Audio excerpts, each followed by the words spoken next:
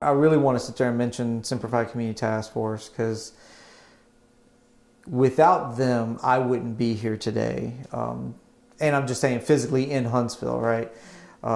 Back in 2012, the Army did an audit and they accidentally gave me more than I was supposed to get. So we stayed, after I retired, we stayed in San Antonio for 2 years, waiting on just to revamp our budget. You know, we had a new budget, had a new funding, and we had to revamp everything. So we stayed to make sure everything was the same.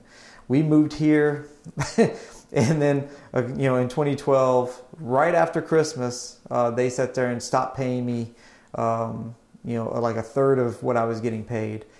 And so we almost moved back to San Antonio at that point because we still had a house there. And it's like, we can't really afford the house that we have here since we lost a third of our pay. And so Semper Community Task Force stepped in. I revamped the budget. You know, they helped us get caught up on the mortgage. We were like 2 months behind at that time.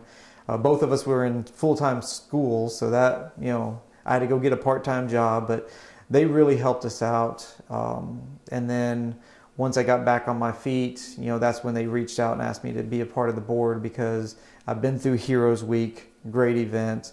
You know, I've seen what they do to help veterans, and it's just a great organization. I'm very honored to be a part of that as well.